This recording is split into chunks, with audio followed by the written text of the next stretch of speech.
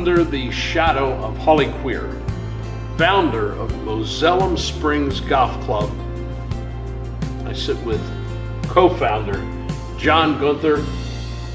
John, I'm sitting on a historic piece of golf property with a historic golf figure. It's pretty good to be with you and to get a little bit of the first person perspective of what's behind the Moselem Springs story, a story that I think is worth preserving in golf history, and you were here from the very beginning. That's true. Yeah. 27 years old at the time this course was being built in 1964, already an accomplished amateur golfer, went on to win the Pennsylvania Amateur Championship, Pennsylvania Open, Pennsylvania Senior Amateur Championship. It's a pretty good trifecta, and also played in a pretty interesting US Open 1962. What was the name of that guy who won it? I'm happy to say it was Jack Nicklaus, and he was a friend of mine. Oh, how about that? Some guy by the name of Jack Nicklaus won, defeated some other pretty famous Pennsylvanian. Another friend of mine, Arnold God rest Palmer. his soul. Yeah, Arnold Palmer.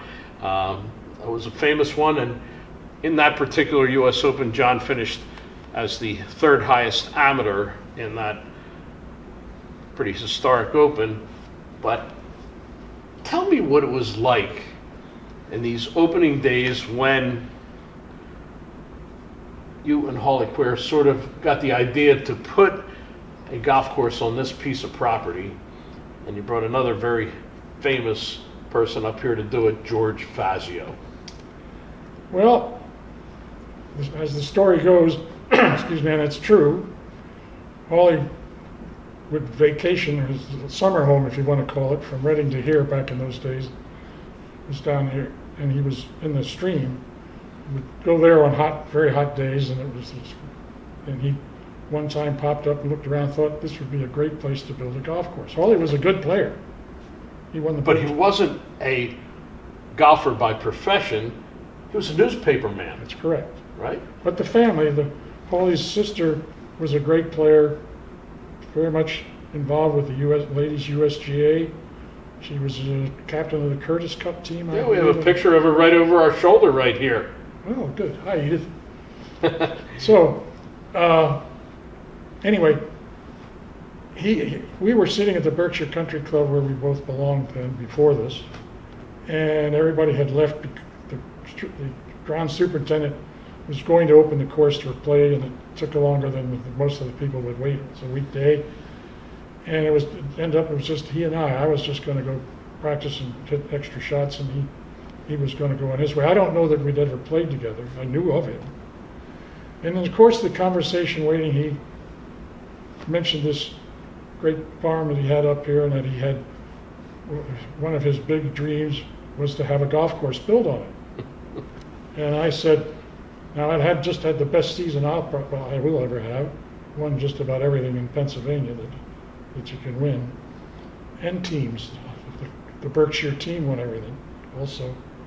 And I said, well, if you ever decide to do it and you're looking for somebody like me, let me know. Okay, so the next day I get a phone call at the office, family business.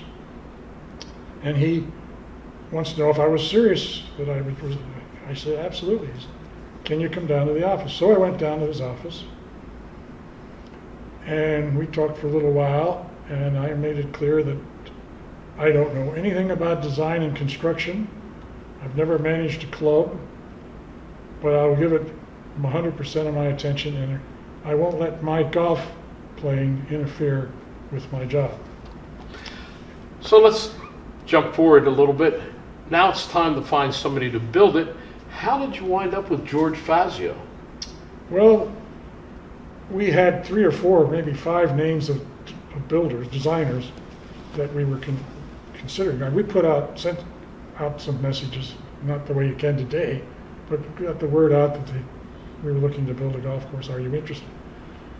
Faz was, of course, one of them. And frankly, when I picked George, I thought to myself, Mr. Queer has trusted me with this job, and I don't have any background in it other than to play golf, which helped quite a bit, I must admit. Here's a golf course designer who has a great reputation as a player and is just getting in the business of designing and building golf courses. So I wasn't letting that hold him back from getting the job because he didn't have a big resume like the others that we contacted. But there was one big thing different with George Fazio than all of the others. Nobody else was a PGA Tour player. That's true. He was the first PGA Tour player to design courses. True. And that brought a different element into it right away. Well, it sure did, because first of all, one of Hawley's concerns around the Reading area for so long was there was no really good, great type of golf course. They were all built in the early 1900s, I guess, I don't know. And they were nice, some of them were pretty nice golf courses, but they didn't meet the standards of the golf courses in the 60s, for an example. So when you had your first conversations with George Fazio, was there any talk about making this a championship course? And by that I mean a course that could actually host the championship. I would say there wasn't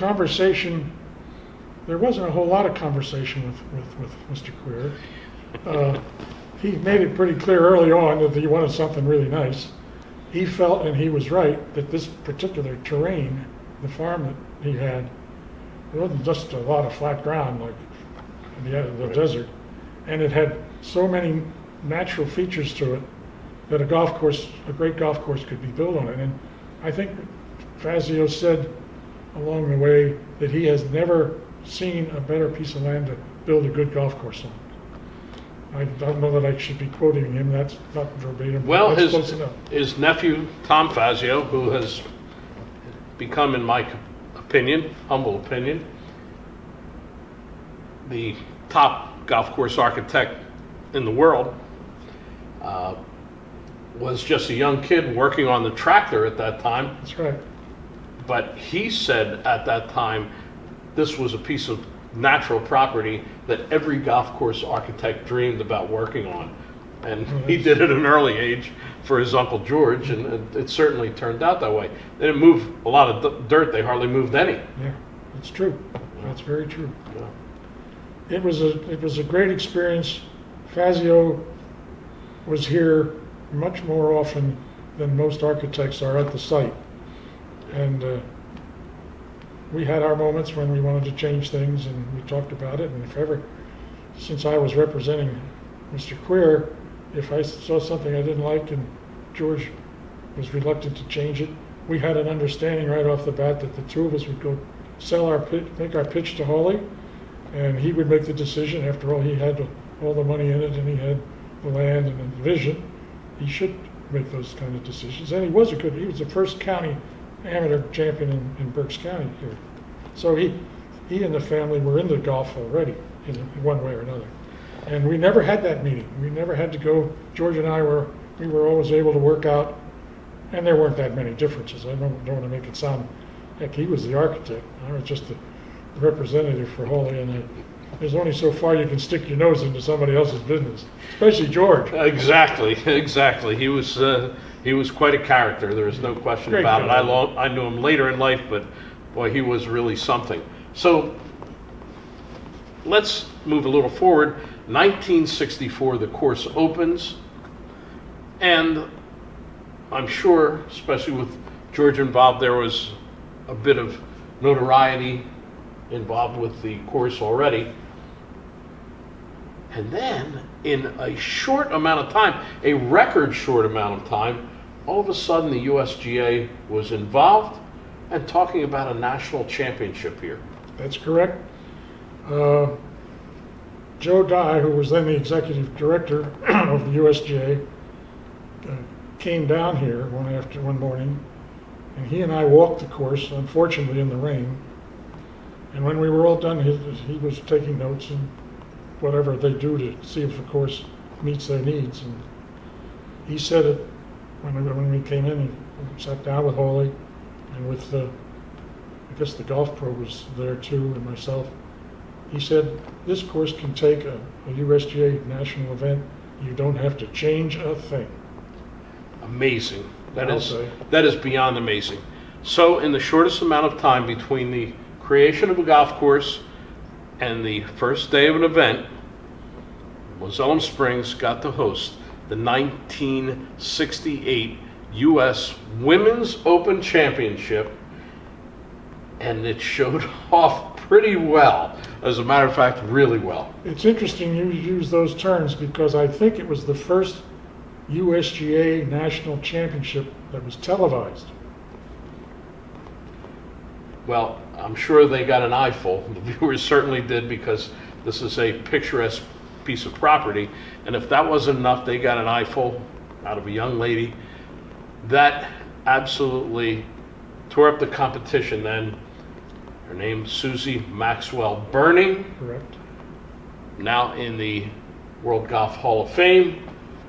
And she won the first of 2 U.S. Open Women's Championships right here. That's correct. Do you remember much about that, John? Well, I have some memories for sure. We didn't know, of course, until it was almost over who was going to be the winner.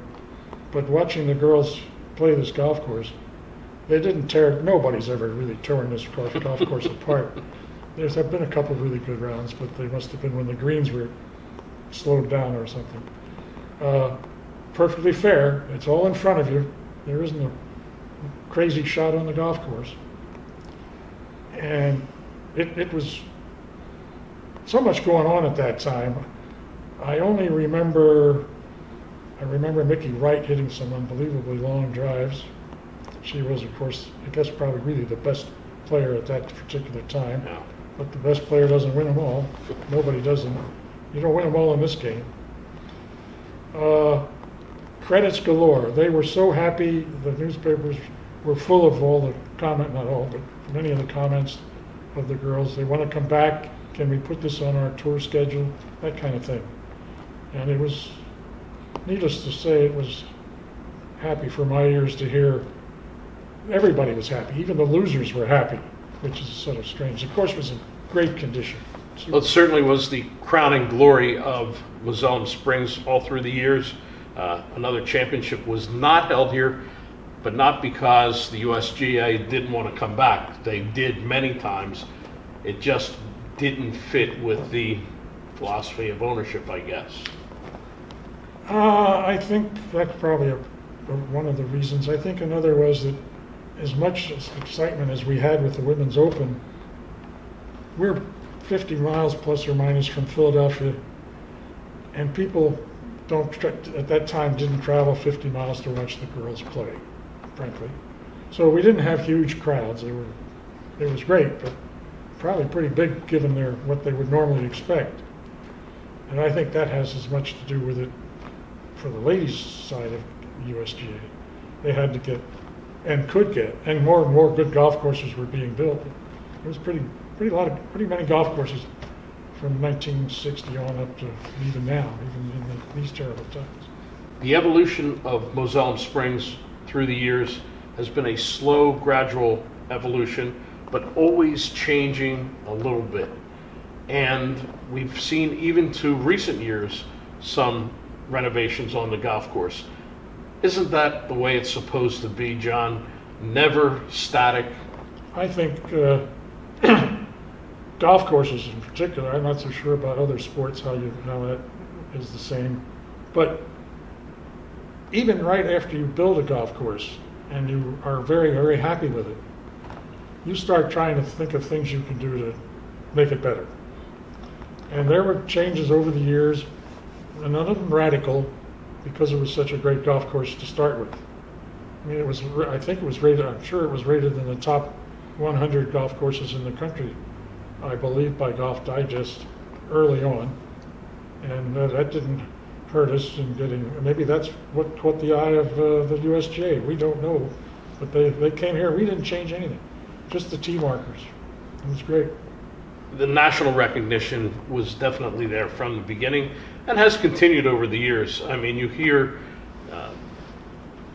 in the tone of people's voices, you see it in the reflection in their faces when you mention Moselem Springs, and right away it's like, oh, I love that place, and it's good to see. You've loved it from the beginning. I'm going to ask you the tough question now. Are there any particular holes that you really love the most? The 19th hole. I'm with you on that one. You know, I'm pretty good there. I used to be very good there. Then I got married, and she said none of that, and that was fine with me. I'm alive today. Well, that's a good one. That's a good one. But if I were to pick the most favorite hole on the course, not the one I played the best, that's for sure, or the least worst, because I struggle with this golf course like everybody else. I think the 10th hole is the best hole in the golf course. And maybe I have selfish motives for that, because George and I, we made a major change on that hole, the way he was going to build it. Really? Tell us about that. The hole today has a drainage and spring going down the left side of the fairway. Cuts in front of the green, comes down the left side of the fairway, and then cuts in front of the tee. Well, I came up here and I was here before anybody started, every day that we built this golf course.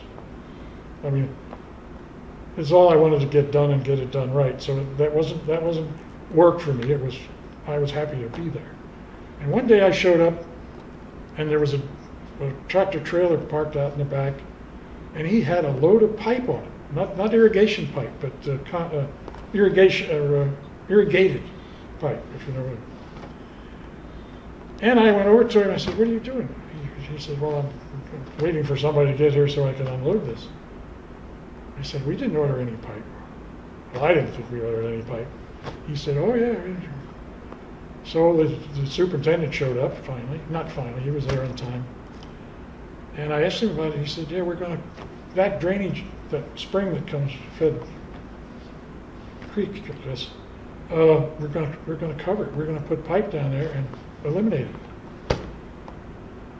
Well, I couldn't believe my ears, but that's what I heard. And I said, "Well, don't unload the pipe." I said to the superintendent, whose name escapes me now, I said, "You better get a hold of George. We are going to have a problem." He did pretty quickly. Got on the phone.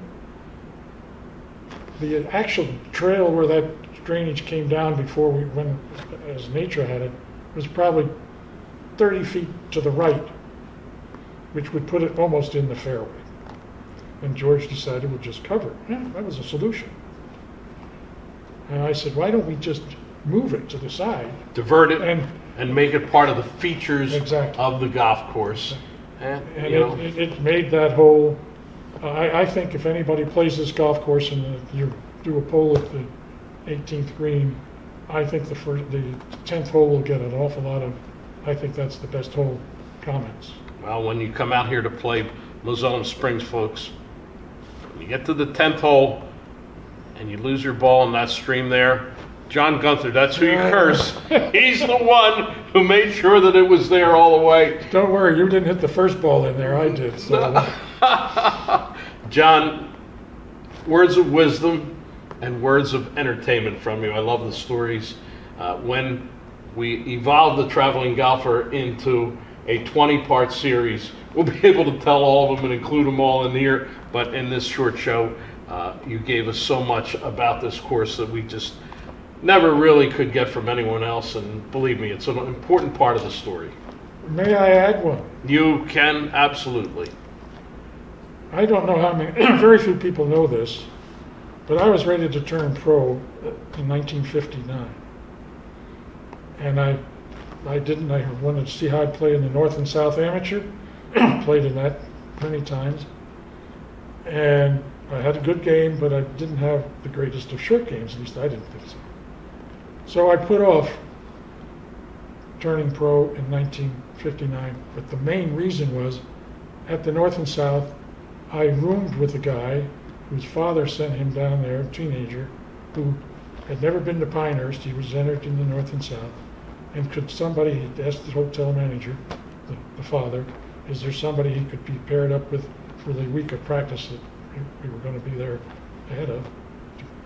And I got the call from the hotel manager. I joined, we practiced and played 2 rounds a day for the 7 days before the tournament. We both qualified in opposite halves. We both kept winning. I got the quarterfinals. We did. And if we'd have won, each of us won our next two matches, we'd have been playing each other in the finals, which was sort of neat. Well, I got beaten in the quarterfinals by the guy he beat in the finals, and he was the first player to win that tournament in his rookie year. I couldn't beat the guy in all that practice, and I'm going to turn pro. So I put it off another year. And during that other year, that was 1960. And of course, then I had the year I had, and had I turned pro, I would not have, in 59, I would have been playing in all those amateur events. Yeah, right. And if I hadn't, how's this go? I'm getting a little confused here. Well, to make a long story short, that rookie golfer who nobody knew of, I figured there could be another 50 of them that aren't turning pro yet. And there's no money on the tour anyway, so I better look for another way to make a living at golf. So I didn't turn pro, and that guy just happened to be, he was not in the class of 50 or something. He was Jack Nicklaus. So there you go, your first So your the first reason run with Jack Moselem Nicklaus. is here today Yeah. is because I didn't turn pro. In the end of the 60 season, my best season, Paulie Queer, he didn't have to talk me into it. I didn't think the tour was for me. Had a young family. I played the tour just before I got out of the Army, 4 years, 4 tournaments. Hated the travel, that crap. And so if it hadn't been for Jack Nicklaus, there would not be a Moselem Springs. The other way around, had you met George Fazio earlier, maybe he would have worked on your short game. He was one of the greatest short game players ever.